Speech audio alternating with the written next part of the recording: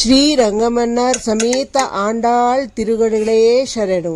ಓಂ ನಮೋ ನಾರಾಯಣಾಯ. ಮಾರ್ಗಶಿರ ಮಾಸವು ವೈಷ್ಣವರಿಗೆ ಅತ್ಯಂತ ಪುಣ್ಯಪ್ರದವಾದ ಮಾಸ. ಎಲ್ಲ ವೈಷ್ಣವ ದೇವಾಲಯಗಳಲ್ಲೂ ಈ ಮಾಸದಲ್ಲಿ, ಅಂದರೆ ಡಿಸೆಂಬರ್ 2025 ರಿಂದ 16ನೇ ತಾರೀಕಿನಿಂದ ಧನುರ್ಮಾಸ ಪ್ರಾರಂಭವಾಗುತ್ತದೆ. ವೈಷ್ಣವ ದೇವಾಲಯಗಳಲ್ಲಿ ತಿರುಪ್ಪಾವೈ 30 ಪಾಶುರಗಳನ್ನು ಪಾರಾಯಣವನ್ನು ಬೆಳಗಿನ ಜಾವದಲ್ಲಿ ಮಾಡುತ್ತಾರೆ.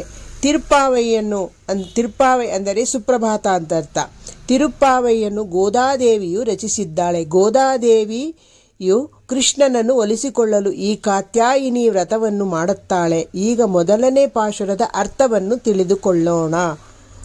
மார்கழி திங்கள் மதி நிறைந்த நன்னாளால் நீராட போதுமேற் போதுமினோ நேரிடையீர் சீர்மல்கும் ஆய்ப்பாடி செல்வச் சிறுமீர்கள் கூர்மேன் கொடுந்தொழிலநந்த கோபன் குமரன் ஏராழ்ந்த கண்ணி யசோதை இளம் சிங்கம் கார்மேனி செங்கண் கதிர்மதியம் போல் முகத்தான் நாராயணனே நமக்கே பறைத்தருவான் ಪಾರೋರ್ ಪುಗಳ ಪಡಿಂದೇಲೋರೆಂಬಾವಾಯ್.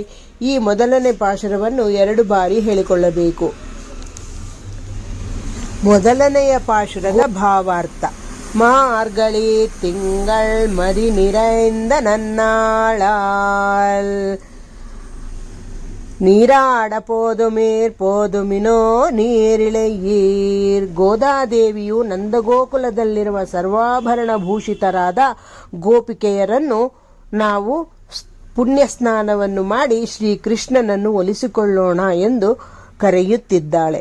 ಶೀರ್ಮಲ್ಗಂ ಆಯ್ಪಾಡಿ ಸೆಲ್ವ ಚಿರುಮೀರ್ಗಳ್ ಅಂತ ಗೋದಾದೇವಿಯು ಎಲ್ಲ ಗೋಪಿಕೆಯರನ್ನು ಕರೆಯುತ್ತಿದ್ದಾಳೆ. ಕೂರ್ಮೇನ್ ಕೊಡೊಂದೊಳಿಲ ನಂದ ಗೋಪನ್ ಕುಮಾರನ್. ನಂದಗೋಕುಲದಲ್ಲಿರುವ ನಂದಕುಮಾರ ಕೃಷ್ಣನನ್ನು ಒಲಿಸಿಕೊಳ್ಳೋಣ ಅಂತ ಕರೀತಾಳೆ.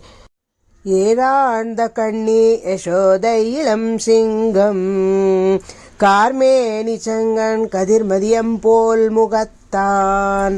ಅಂದರೆ ಚೂಪಾದ ವೇಲಾಯುಧನಾದ ನಂದಕುಮಾರನಾದ ಶ್ರೀಕೃಷ್ಣನೇ ಕಾರ್ಮೋಡದಂತೆ ದೇಹಕಾಂತಿಯುಳ್ಳವನಾದ ಕೆಂದಾವರಿಯಂತೆ ನೇತ್ರಗಳುಳ್ಳ ಶ್ರೀಕೃಷ್ಣನು ಅಥವಾ ನಾರಾಯಣನನ್ನು ನಾವು ನಾರಾಯಣನೇ ನಮಕ್ಕೆ ಪರೈತರುವಾನ್ ಪಾರೋರ್ ಪುಗಳ ಪಡಿಂದೇಲೋರೆಂಬಾವಾಯ್. ಅಂದರೆ ನಾವು ನಾರಾಯಣನನ್ನು ಹಾಡಿ ಹೊಗಳಿದರೆ ನಮಗೆ ನಾರಾಯಣನು ಒಲಿಯುತ್ತಾನೆ ಎಂಬ ಭಾವಾರ್ಥ ಇದರ ಅರ್ಥ. ಇದು ಮೊದಲನೆಯ ಪಾಶುರದ ಭಾವಾರ್ಥವಾಗಿರುತ್ತದೆ.